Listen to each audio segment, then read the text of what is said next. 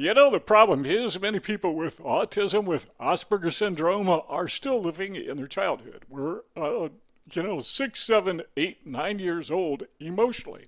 Let me explain that because this is the foundation of everything we're going to talk about.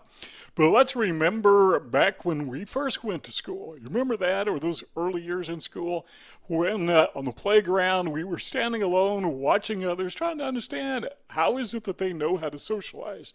We didn't use the word socialize. We would think, they're playing together. Why am I not included? How do I get included? We don't know. We'd see other kids playing together, and then we'd see them talking together, and we'd see them having lunch together. And maybe you would sit in the lunchroom all by yourself. I mean, I didn't do that because I ate lunch at home, but I know a lot of people with Asperger syndrome. They talk about those horrible days in elementary school, junior high school, even high school, when the lunchroom and recess were the worst parts about school because they were isolated. Sometimes that was the place where they were bullied. Well, okay, here we are adults. We've grown up, but we're still living mentally as children because we're still concerned about the fact that we are being ignored. We're being isolated. Sometimes we're being bullied. We're being manipulated. We're being excluded by just about everybody. We just don't fit in, and that bothers us. To us, many times that is traumatic. Why? Well, it's been programmed. I mean, it's stuck in our heads. It's kind of like you take a computer. I'm using my computer right now. We take a computer and we program them, right? It has an operating system. Well, part of your operating system is this little malware, this little program that is called Selfconsciousness. It's called inferiority. And you got that. It's stuck on your, stuck on your hard drive in your operating system. Well, that's a file that I'm not sure you could totally delete it, but I think you can get that thing under control where it is not such an impairment to your life. So first thing we got to keep in mind is we're stuck in our childhood, what I would call childish thinking. There's a verse in the Bible comes to mind where I think it was the Apostle Paul that said that when I was a child, I thought as a child, but now that I'm older, I've grown up and I don't do that anymore. The point is we need to grow up. But just saying grow up doesn't fix the problem, does it? We need to understand how do we delete that file or unprogram the file or at least make it work correctly? How do we do that? Well, number 2 is we need validation. That is the thing that makes that file work because as children we didn't get validation. We just didn't.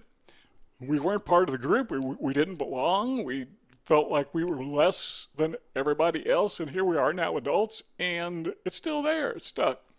That malware is still in our program. And so we still feel like we need validation, and we still feel like we need other people to include us and to verify that, we're real people. But they're not doing it because, we have autism and we just don't understand how to fit in, and that bothers us. I'm not sure we can ever fit in, but that's not the issue here. The issue is we have this childish thinking. We are rejecting ourselves. So the real problem is not them rejecting us, but it's us rejecting ourselves. Well, because of that, that causes a different problem, a peripheral problem, and that is that other people view us as being vulnerable. And if we're vulnerable, we are malleable. That is to say, we are easily manipulated. And so people will use us to their advantage. And sometimes it's very trite. Go to the workplace and somebody may just talk to you like, some guy's a jerk and he just talks to you like you are worthless. How do you work with somebody like that? I mean, how do you hold down a job when everyone sees you as dead weight? They just don't want you there. The answer is it's virtually impossible. So what is happening is, we may not realize it, but we're being manipulated. They are using us to beef up their own ego. They're using us to supply their ego. That's it. We're being manipulated. And we don't always know how to do that. Well, here is one way to do that, is we simply need to come to grips with the reality that we simply don't need the approval of others. One of the reasons I believe that I am so self-conscious is I need this person's approval. And I know I need it. And my mind is programmed to think rejection. And I don't want to be rejected. I need this guy's approval. And what happens is I slip into the self-consciousness. I lack self-confidence. Why? Because I'm thinking I need this person's approval. What if I say, hey, I don't need your approval? Okay, you can say that to somebody if you want, but it might be better off if you think it. So try this exercise just for the fun of it. You know, I'm not a therapist, I'm not a professional, but maybe if you're driving down the street and you see other motorists coming your way, just kind of look at them and say, I don't need your approval. The next guy drives by, I don't need your approval. Next guy drives by, I don't need your approval. Somebody on the sidewalk walking down the street, I don't need your approval. You go into the store, whatever. There is the clerk, and you may not say it out loud. Please don't say it out loud, but think, I don't need your approval, but, I'm here to buy gas or whatever. I don't need your approval. So we need to be consciously reworking. This is my opinion, by the way. I'm nearly 70 years old. These are things that I've learned by being self-taught, autodidactic. I'm just sharing with you what I've learned on my own. So you take it with that thought of mind, but, just have this attitude where you're not being rude, you're not being obnoxious, you're not being crude, you're just being honest. I don't need your approval. I just don't. If you want to give me your approval, cool, I'm okay with that, but I don't need it. I don't have to have it. That's individuals. But what about groups? Same thing. You walk into a group, walk into school. If you may be in a higher education, or if you're younger, you may still be in high school. And you say to the group, I don't need your approval. I just don't need it. That would be nice to have it, right? It would be good to, I think it's good to belong because we are social creatures, but you got to get it in your mind, my opinion, that you don't have to have it. Where else do you walk in? Where else are there people? Maybe walk into a store, you're going shopping, I don't know, Walmart, wherever you shop. I don't go to Walmart much, but you go in there and you have all these people and anxiety sets in. Again, it's because you feel vulnerable. These people aren't going to approve me. Seriously, have you ever looked at people at Walmart? Do they look like they need your approval? I mean, if you're going to go to a dress-down place, the place to do it is Walmart. And if you do it on Halloween, I mean, that's a joke. But, these people don't care what you think. They don't care what they think about each other. They just don't care. That's why they dress so funny. So you are concerned about these people who don't care about you. Why? So just say to the group in your mind, I don't care what you think. I just don't care. I don't need your validation. I don't need your approval. Because you don't. You really don't. Again, it's always nice to have it, but you don't need it. And if you go through the checkout, you are encountered by a clerk or a cashier who's kind of rude, kind of a jerk. Guess what?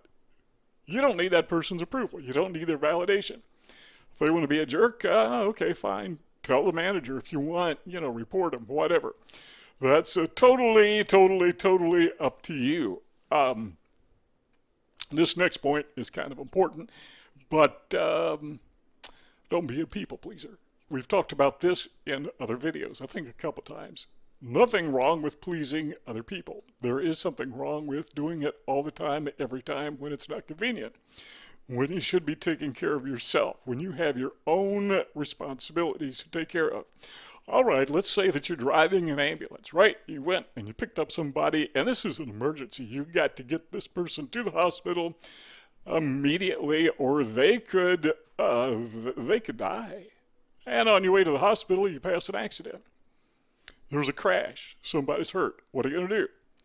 Are you going to go to the hospital, or are you going to stop and pick up this other person? Well, the person may really need you to stop and pick them up. But you pass them by, right? Because you got your own responsibilities. Now think of yourself in life as an ambulance driver, okay? If you're driving down the street, there's nobody in your vehicle. I don't know why you would be, but there's nobody in your vehicle. You're not on a run. Then if there's a crash, it's perfectly okay to stop. Actually, you probably wouldn't be driving around in an ambulance that's empty. Let's say that you are wherever where they keep ambulances. You're at the hospital and you're waiting for a call. Then it's not only okay, it's almost mandatory that you go help this person. So I think of myself in life as an ambulance driver.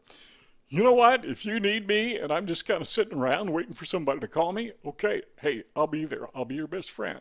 But if I got something going on, I got to take care of that other thing first. Now, if I'm rushing somebody to the hospital because they stubbed their toe, and I see somebody who's near death, okay, that may be the exception. So you got to use a little bit of common sense. You understand that, I'm sure. But don't be a people pleaser. Be an ambulance driver.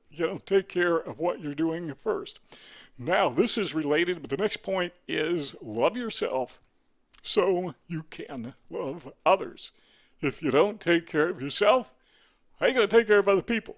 Well, we were using the ambulance driver as an analogy. Let's go back to that. Let's suppose there's an ambulance driver and he's not taking good care of himself physically. Drinks too much, eats too much, on the verge of a heart attack, and so he can't go to work. Now what? Well, whoever needs his services can't have them because he didn't take care of himself, right? Or herself. So think of yourself again as an ambulance driver. You got to take care of yourself first. You can't help other people. You cannot help other people if you're not helping yourself. Somebody need a few extra bucks? I got no problem with that.